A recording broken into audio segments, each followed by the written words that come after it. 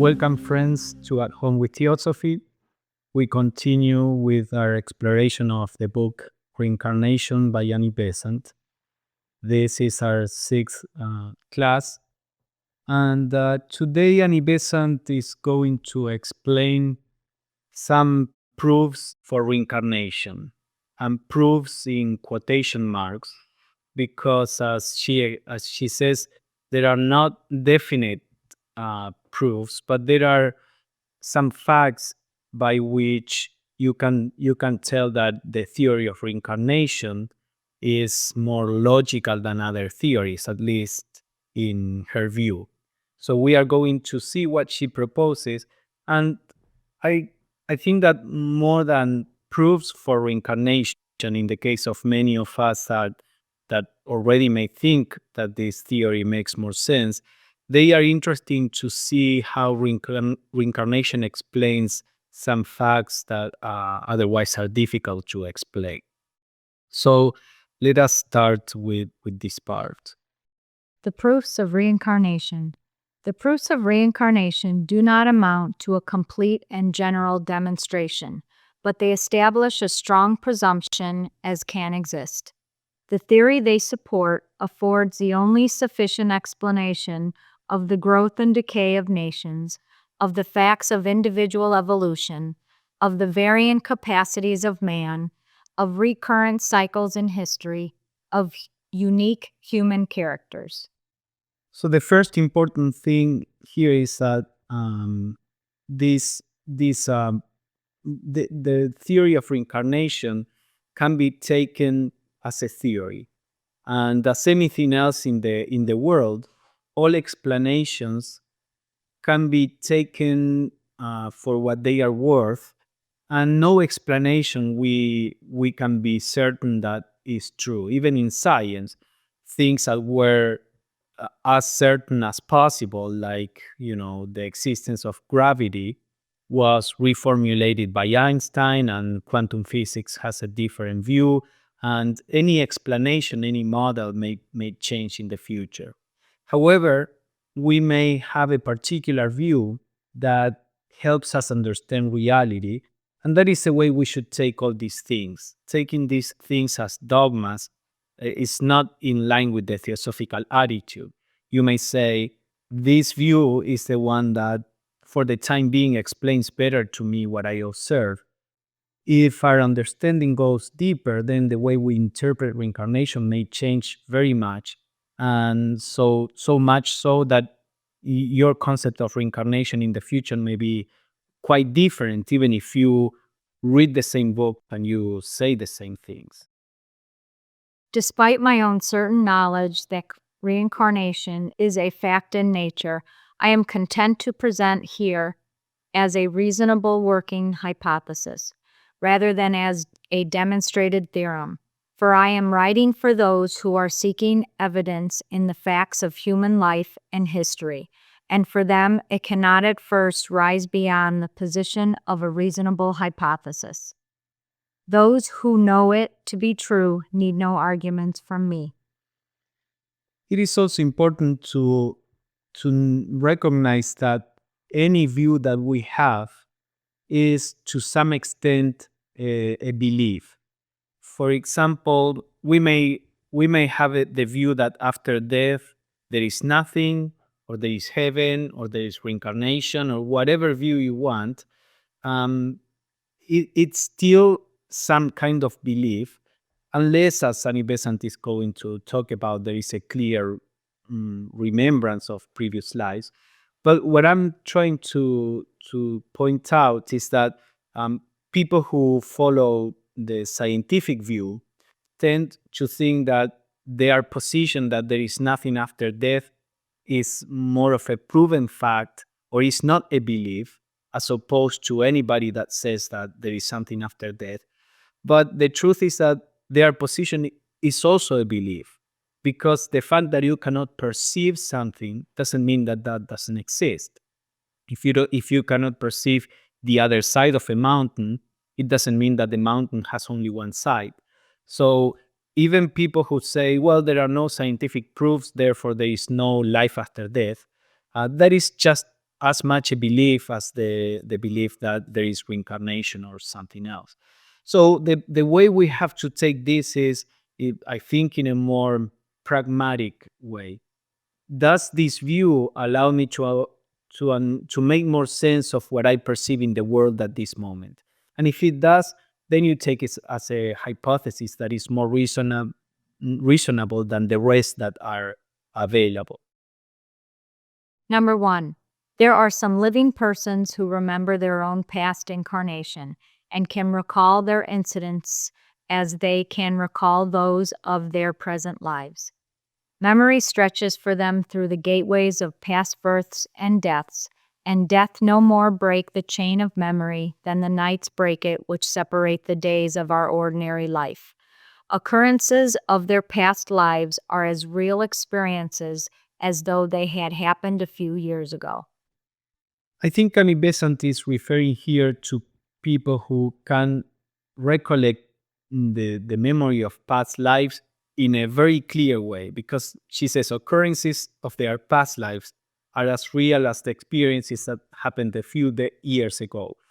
Um, People here and there may have some images, some feelings, some glimpses that, for all they know, they may come from past lives, or but those experiences are not as clear and as evident as having a complete memory. So there are two levels. There is the level of the person which, through a process of yogic training, let's say, has access to the previous lives in a very clear and conscious way, and the other people who may catch some glimpses, and the glimpses, because of their very nature, may have elements that are true and some other elements that the brain may distort, just as happens even with the memory of our previous years. Even in remembering our childhood, our brain distorts the memories, and we may condition the way we see something. So what I think Annie Besant is saying here is that there are a few people in the world that can remember their past lives in a very clear way, and as she's going to explain, for them this is an irrefutable proof. For other people, it is just a suggestion, a hint. They would not debate the question with you, but would just shrug their shoulders and drop the subject, for you cannot argue a man's own experience. On the other hand, a man's testimony to facts within his own knowledge cannot demonstrate the reality of those facts to a second person, and therefore this evidence is non-conclusive proof to anyone but the experiencer. Its value to the hearer must depend on that hearer's opinion of the intellectual sanity and moral worth of the speaker. You know that today there are all kinds of people claiming to have all kinds of experiences. They may claim to remember that they are coming from a different galaxy, or that they are God incarnate, or whatever they may say. And it's very difficult to argue about experiences. All experiences can be conditioned. We can imagine things, or they can be true. There is not much that you can do from the outside, except what Annie Besant says here. If the person that is giving this testimony is a person that you trust, that has a sound judgment, that in your estimation would not be making things up or imagining things, then that may be a strong suggestion that this exists.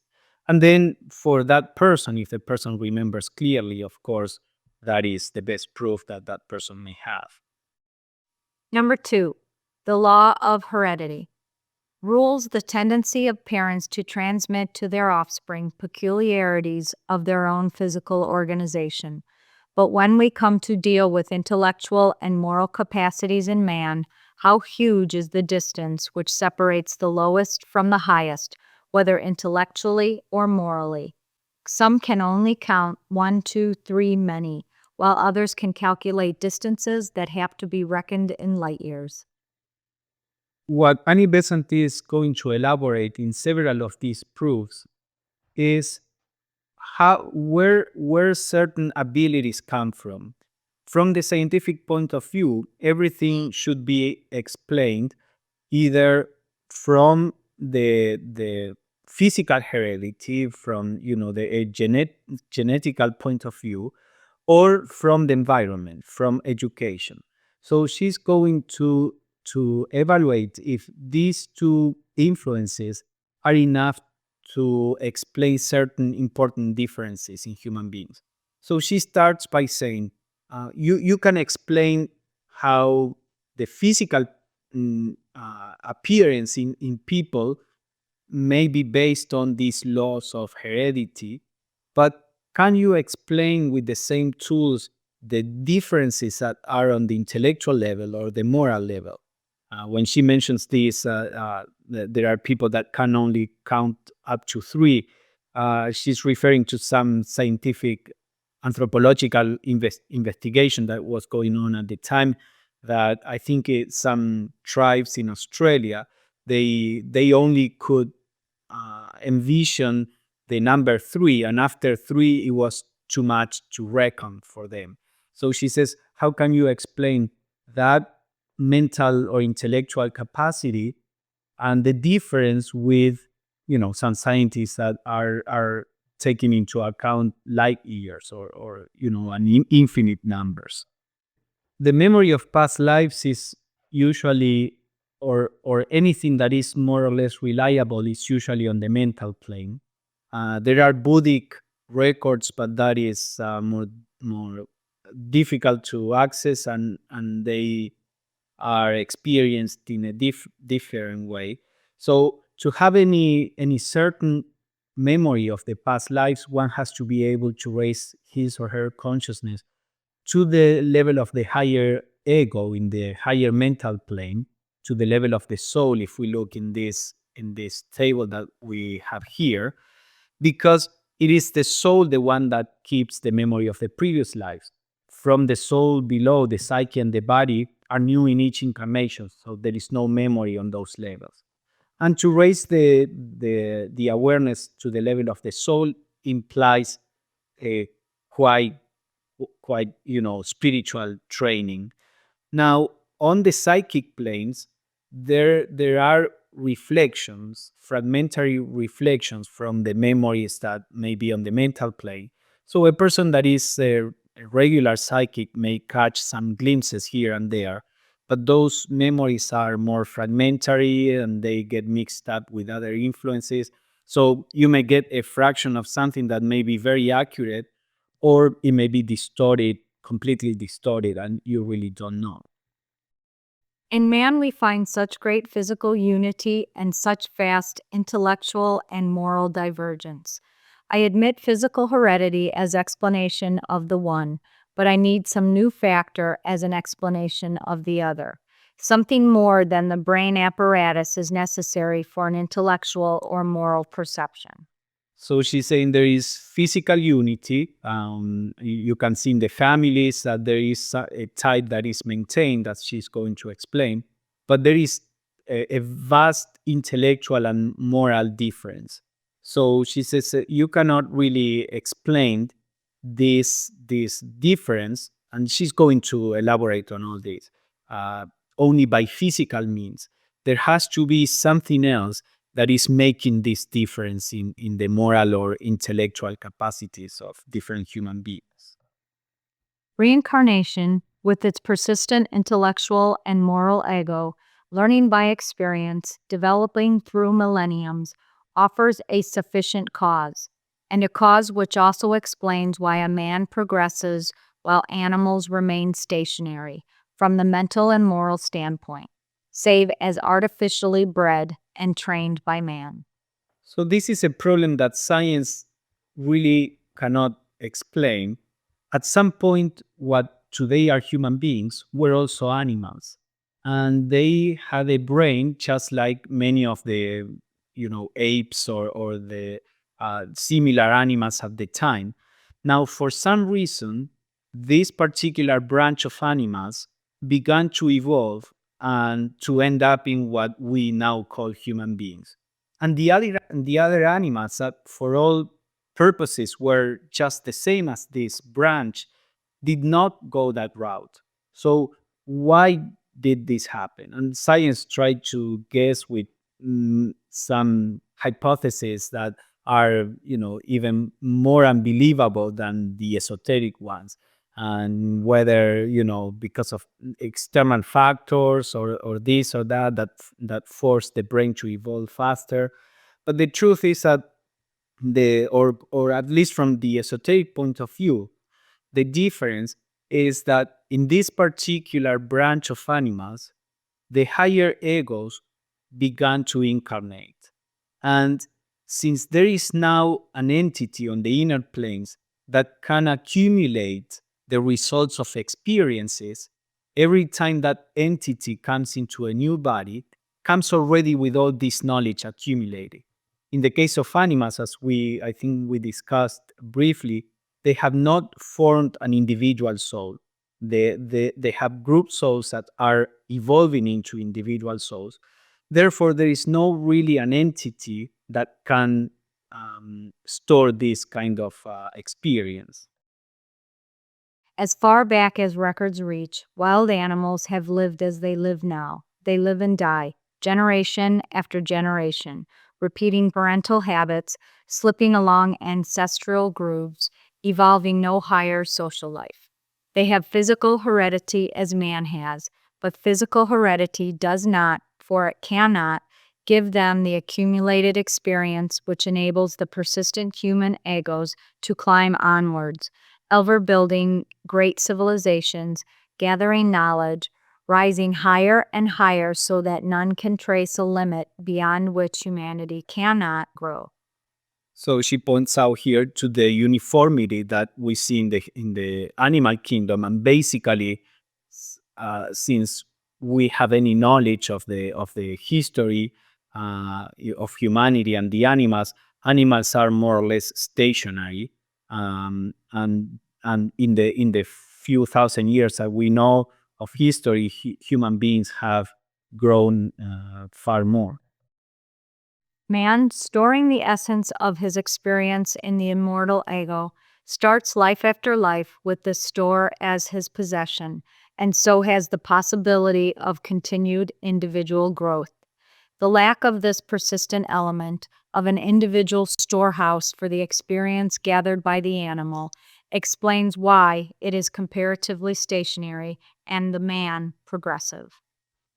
We see that it seems that in each generation, the babies that are born, they come with certain experience already accumulated there. They are able to pick up certain things far faster than even people who are who are adults and have lived during these times. This can be seen very easily with technology. For example, it seems that kids are able to work with technology in a way that many adults cannot. But this seems to have been more or less always the case, or at least for a few generations back that we can hear from our parents and grandparents. So you can see how in each new generation there seems to be some advance in how the kids start their growth, their life. So I think this is part of what Annie Besant is talking about. The egos that incarnate in each generation bring more and more experience because of their previous lifetimes. No training can explain man's progress. Training may render delicate the apparatus, but the impulse from the ego is needed ere that apparatus can answer to the prompting from without. Nor does it tell against this truth that a European child, shut out of all human companionship, was found to be scarcely human on his release. If the physical organ is disorganized by unnatural treatment, it cannot answer to the promptings from the ego, any more than a piano left to damp and rust can give out melodious notes from its injured strings. So this is another argument that many times is given in science, the idea that training can produce any of this. If you take a person that is a savage and you train that person in the same way that you train a person in developed countries, that you would attain the same degree of intelligence or morality. Now, Annie Besant says that that is not true, and although education can go a long way, we see how there are, and Annie Besant is going to talk about that later, but we can see how a person may be trained to become whatever we want, and nothing will ensure that that person will become that. Otherwise, education would be far more certain. You could educate to produce a Buddha or to produce a poet or to produce this or that, and that is not the case. And certainly, education helps. If a person has a natural ability and goes through a certain kind of education or certain kind of stimulation, then that ability can flourish. If that person doesn't go through certain training, that ability may express itself in a less striking way that it could otherwise. But the idea is that training by itself, although necessary, is not enough to produce certain skill. And she says if a baby is raised among animals, he will behave as a more animal like, not because there is not an ego or because education is the only influence in a person, but because that body was not trained to respond to the ego. So we have always these two aspects: the aspect of the innate skill and ability that the soul has, and the ability of the body to express that.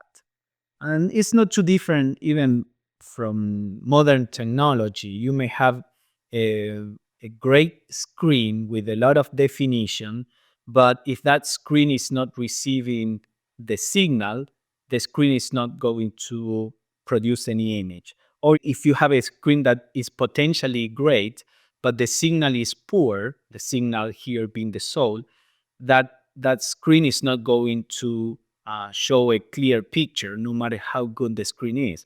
So if the soul is immature, you can generate a lot of education, but that soul is not going to flourish or to show certain aspects that belong to the soul. The opposite is also true. You may have a great signal, but if the screen is poor, then again, the image that you see is not going to be good enough. So you may have a great soul, but if the personality is not well developed, again.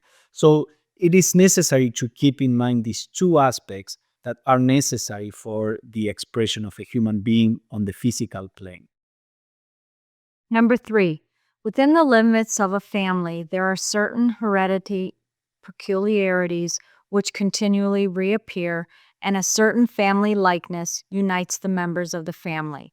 These physical resemblances are patent and are looked upon as evidences of the law of heredity. But what law explains the startling divergences in mental capacity and moral character that are found within a single family among the children of the same parents? In a family of quiet, home-loving people settled on the same spot for generations is born a lad of wild and roving spirit that no discipline can tame. Whence comes he? Or a white blossom of saintliness unfolds its radiant beauty amid sordid and gross family surroundings. What dropped the seed of that exquisite plant into soil so evil? Here, in every case, reincarnation gives the clue, placing the mental and moral qualities in the immortal ego, not in the physical body born of the parents. So here again is the argument that families keep a certain physical resemblance. You don't expect to have a son or a daughter that is completely different from the parents physically, that belongs to a different race or to a different, some features are completely different. because there is a law of heredity that is actually passed from parents to the children. But the same is not true when we come to psychological, intellectual, or spiritual characteristics. Good parents may have bad children, just to talk fast, quickly, and bad parents may have good children. And there is not this certainty that the parents do pass the intellectual, moral, and spiritual qualities to the children. Of course, again, if you think of karma, similar souls tend to come to similar families because the family is going to provide the appropriate environment for that particular stage of the soul. But that is just the general rule. There are many cases in which very evolved souls may come into poor environments, and the opposite too, very immature souls into rich environments. So, what Annie Besant points out here is that if everything would depend on the genes and the education, you could not explain these differences. Number 4, the same problem is presented even more strongly in the case of twins, in which the children have not only identical ancestry, but identical prenatal conditions. Yet twins often unite the most complete physical likeness with strong difference of mental and moral type. Another matter of significance is that during infancy, they will often be indistinguishable from each other, whereas later in life, when Manas has been working through his physical encasement, he will have so modified it that the physical likeness lessens and the differences of the character stamp themselves on his mobile features. So yeah, twins are very interesting for this particular purpose. They have same, as Annie Besant says, they are same prenatal conditions, same environment, same education, same genes, and yet there are occasions in which the twins are completely opposite in their characters. Many times they are similar. In many occasions, they are completely different. In some cases, one of the twins is very spiritual, the other very materialistic. Even if you bring the idea of astrology into this, you will have two exact astrological charts, and yet you can see that the personality is developed in different ways. This is because the souls, all that astrology can chart is how the personality is constituted. And then, depending on what kind of soul is inhabiting that personality, is how that person is going to develop. So here again is an argument for that says there has to be some different factor, not only education or the heredity, that can explain these differences. Number 5, infant precocity demands some explanation. Why can a Mozart at 4 show knowledge in which none has trained him? Not only taste for melody, but instinctive ability to produce settings which break none of the complicated laws of harmony that the musician has to learn by patient study. He was born of a musical family. Surely, otherwise, it is hard to see how the delicate physical apparatus necessary for the manifestation of his transcendent genius could have been provided. But why others sharing in the possession of the physical musical apparatus did not show the power that welled up in the symphonies, the sonatas, the operas, etc. So this is again something that is puzzling for modern science. How do you explain genius? It's something that in the case of Mozart and some others, you don't even have time to educate the person, and the person comes with an evident ability to do something in particular. So that you could say, well, it is in the genes, but the truth is that these geniuses normally are born in families that are not geniuses. Otherwise you would expect that when there was a genius in the family, that family would become famous, because then the children would be more likely to be geniuses, and you would have this line of extraordinary people, if that could be passed through the genes and the education.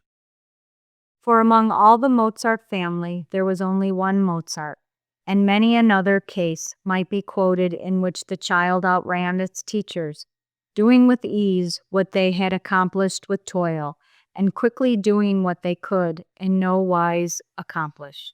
Yeah. So that's the second part of the argument. But again, there will be some examples, because when there is a family that has the right physical characteristics for a soul to express a certain aspect or a certain ability, similar souls will be tend to be drawn into this. Also, with sport people, it may happen. If a soul had to develop a life where sports was going to be important for the soul, it's very unlikely that that soul is going to be born in a family that has tendency to be fat or weak, or whatever you say. That person will tend to be born in families that the genetic condition will be conducive to that. However, you may have a good sport person, but there are some geniuses that is very hard to, or are not replicated in the same way that other physical features can be replicated. In a family that is well built, the most of the children will be well built. In a family that there is a genius, if it is in the genes, you would explain that the frequency of children that are geniuses would be the same frequency as the physical heredity. So it may be that in some families, because it's a good vehicle, a few remarkable souls are attracted. But in general, what you see is that there is one Einstein, and in the whole lineage, have another, or one Newton, or whatever it is. And yet the physical heredity can be traced very easily throughout a family.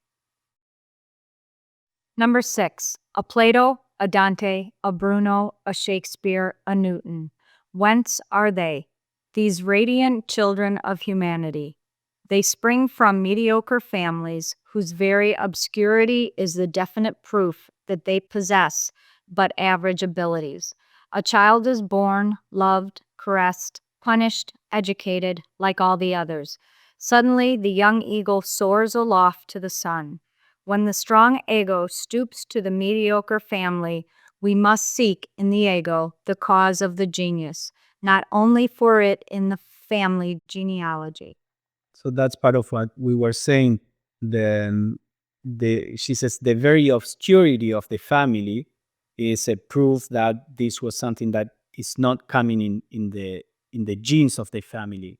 Um, Again, otherwise we could have in the family of the Julius Caesar, we would have some great statistics, or politicians, or just as probably in that family, people were built similar to the way he was built. And the same with any family. Normally, the families were unknown until a genius appears. Will anyone venture to explain a heredity, the birth into the world of a great moral genius, a Lao Tzu, a Buddha, a Zarathustra, a Jesus?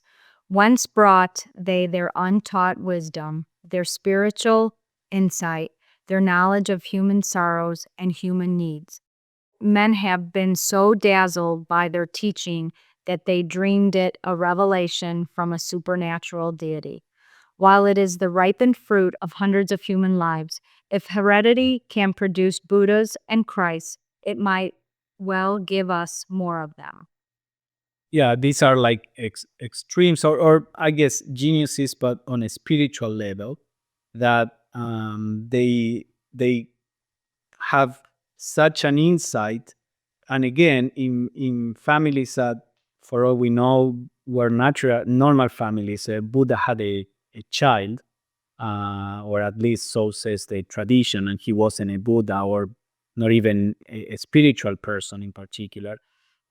So these are some other examples. The point is, if we name how many geniuses on different fields we know of and try to trace back and see how many of them could be explained by a line of a family where there were other geniuses, and you will see that the odds are against the explanation that this could come in the genes and education. Number 7, we are led to the same conclusion by noting the extraordinary differences between people in the power of assimilating knowledge of various kinds. Take two persons of some intellectual power. Present to each the same system of philosophy. One swiftly grasps its main principles, the other remains passive and inert before it. To the one, each principle seemed familiar on presentation, to the other, new, unintelligible, strange. The believer in reincarnation understands that the teaching is old to the one and new to the other. One learns quickly because he remembers. He is but recovering past knowledge. The other learns slowly because his experience has not included these truths of nature, and he is acquiring them toilfully for the first time. So here, this is something important that, for example, we see in with Theosophy. We see that some people come to the Theosophical Society. They come and they hear these different theories and different explanations, and they may have a lot of troubles to understand, or even if they are willing to try to understand it, some people may say, well, this doesn't sound true to me, and that's fine. But even in many cases, a person thinks, yeah, this makes sense, but they have a lot of trouble to get familiar with the principles.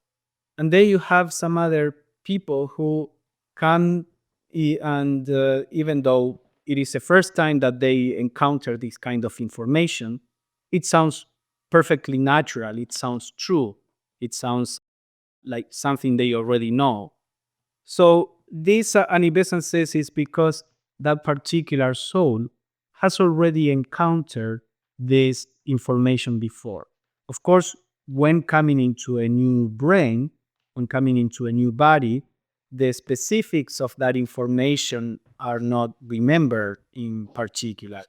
But there is this recognition in the soul that makes it so that when the person reads and studies, then that person can remember. It's like you recognize something that you somehow always knew, but you didn't have the words for it.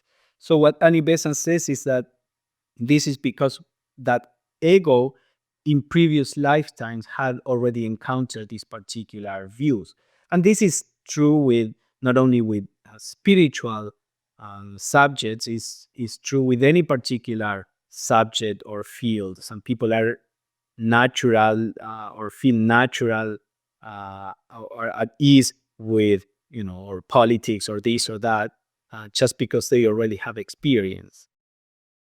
Number 8, closely allied to this is the intuition which perceives a truth as true on its presentation and needs no slow process of argument for arrival at conviction. Such intuition is merely recognition of a fact familiar in a past life, though met for the first time in the present. Its mark is that no argument strengthens the internal conviction which came with the mere perception of the fact. That work has been done, so far as he is concerned, in his own previous experience, and has no need to retravel the same road. This doesn't mean that the idea is necessarily true. There are some people that are convinced of some facts, as Sunny Besant says, they are not because they have thought about something and come to the conclusion, or through experience have come to the view that something is in one way or the other. They just come with the conviction. And as I said, that conviction may be about a truth or about a false view. We learn all kinds of things in our previous incarnations, and not all of them are necessarily correct. But it is a part of the experience of a human being that we have some predispositions to accept the truth of some things that again cannot necessarily be explained by education or by heredity.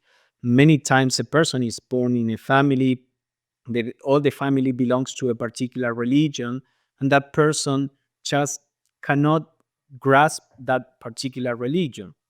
That may be either because in the previous experiences of the soul, that person has not been exposed before to that religion, or because that soul has already gone through that and has seen what that soul regards, the falsity of it. Whatever the case, these things happen. And the question is again, how do you explain this where if everything depends on genes and environment? Number 9.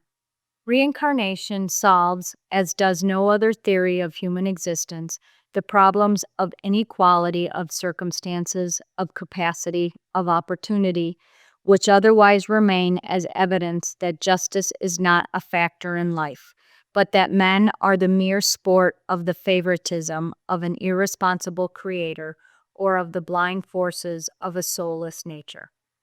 So she's going to go on with the argument, but this is a typical question. Why are there all these inequalities in the world? Why are kids born in such different circumstances? And this is more for science. It's easy to explain. It's just random, but from a religious perspective, if you believe that there is a God and that that particular God chooses, creates a new soul, and sends that soul to a particular family, so the soul is not pre existent. The soul is created at the moment of conception. In the Judeo Christian tradition, this is the view. At the moment of conception, God creates a soul that will be sent to that particular embryo. So, how do you explain the differences? And let's see how Annie Besant elaborates this. A child is born with a brain fitted to be the instrument of all animal passions, child of a thief. His surroundings educate him to vicious courses, train him in all evil ways. Another is born with a nobly molded brain, fitted to manifest the most splendid intellect, with small physical substratum as basis, an instrument for lower passions. A child of pure and thoughtful parents, his physical nature is built of good materials, and his surroundings push him along right paths of conduct, training him to good and generous action, helping him to repress all base and evil thoughts. Here again is the theosophical view that both soul and body, they have an influence in the final character of a person.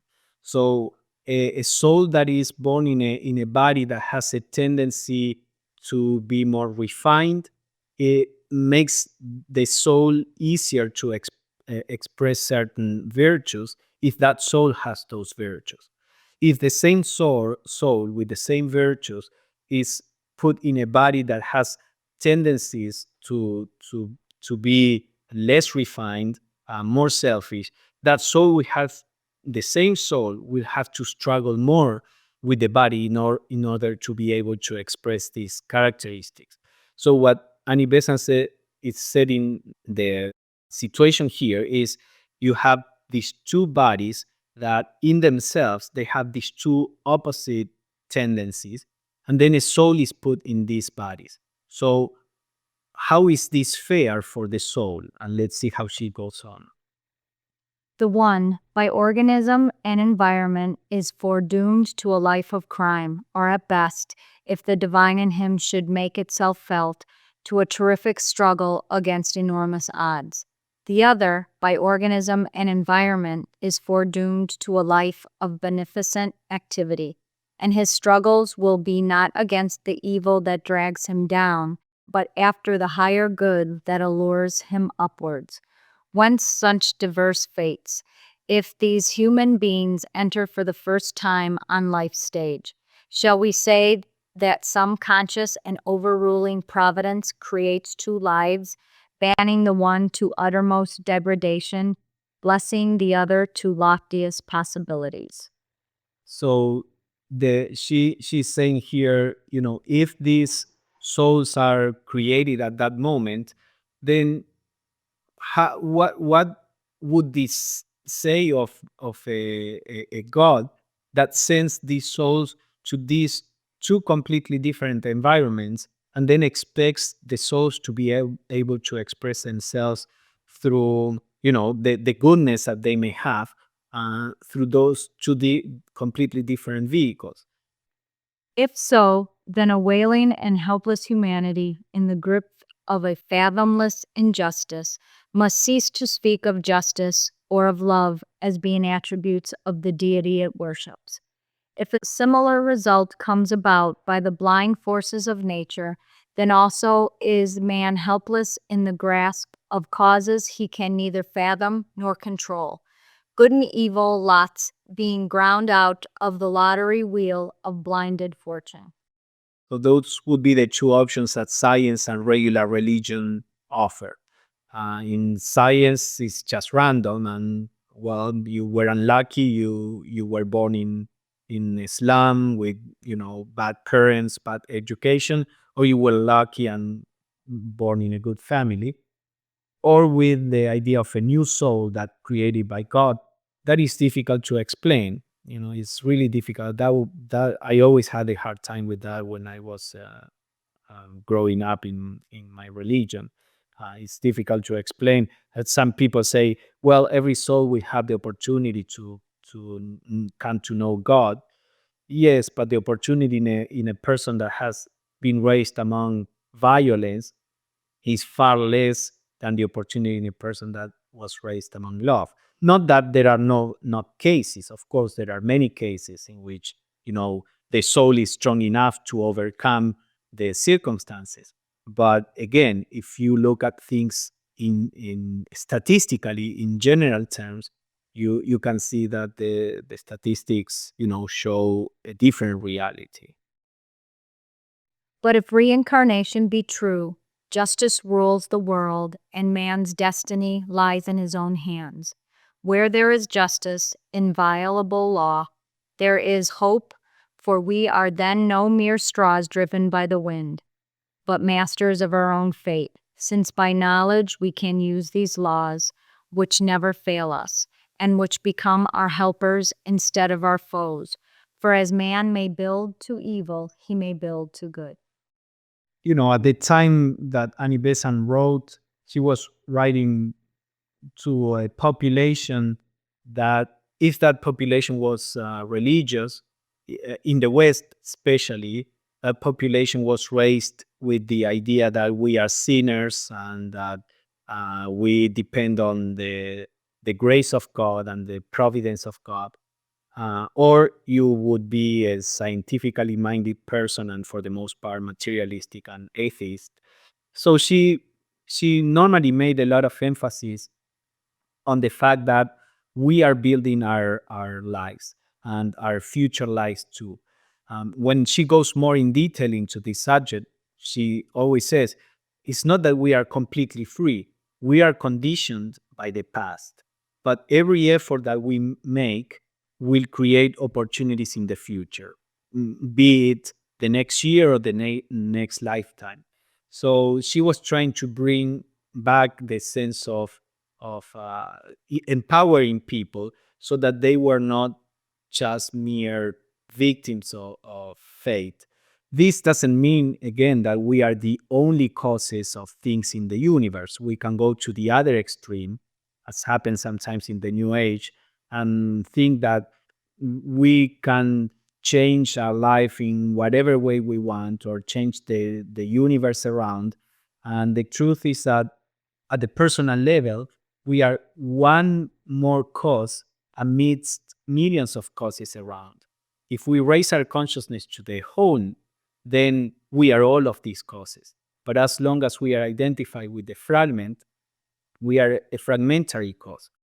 All we have to do is to try to do our best, and then know that the result will be the summatory, the sum of all the causes that are around too, which are part of ourselves, even if we don't realize it. Resistance of wrong thought and act, patient service of others, scrupulous devotion to unselfish ends, these build up for the reincarnating man a brain which is the fitted instrument for their increased manifestation, in which all good tendencies will find grooves ready for their easy work, and in which evil forces will seek in vain physical organs for their expression. Such a nature is equally drawn to environment where opportunities for goodwill crowd around it, to parents worthy to build its physical tabernacle. So, generally speaking, a person that is trying to be good will be born in a good environment. But this is a very general rule, and as Annie Besant is going to point out, it's just so that we have the general idea of how things work. It's just cause and effect. But life and the purpose of life is so complex that all these things change in the actual application. It must never be forgotten, however, that worldly rank, wealth, etc., do not run on all fours with good and evil surroundings. An ego might be surrounded by worldly troubles just because it had won the right to have opportunities of growth. A mediocre, selfish life might draw the reincarnating ego into very comfortable physical circumstances where selfishness would come easily and be much fostered.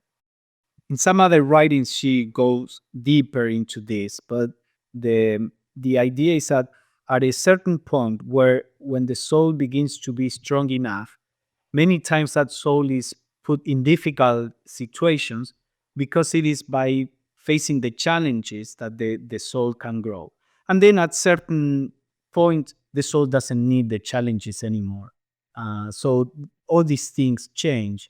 And many times, as she says in the second part of this paragraph, people who have comfortable lives, those are souls that are quite self-centered, that all they want is their physical comfort, and they are born once and again in lives that seem to be comfortable and easy, but basically wasting their time until at some point the soul realizes that there has to be something more. At some point, whether after one lifetime or many lifetimes in that way, living in that way, the soul realizes that it is empty. And this sense of emptiness will start stirring inside the personality so that it will start trying to look for something else. So we can never judge a soul by the surroundings. We have been talking in general terms about how surroundings tend to match the tendency of the soul. But once we get to a soul that is able to grow in a self-directed way, then those rules don't necessarily apply any longer, because now the soul is given certain other opportunities due to its maturity. So we have always to keep this in mind and not be fast to judge and make fast rules of any of these things that we are exploring. So this is all we have for today. There are a few more points that Annie Besant is going to make and we are going to deal with them in our next class. Our next class is the last one in this series, and we will discuss a few more points and one last topic related to reincarnation.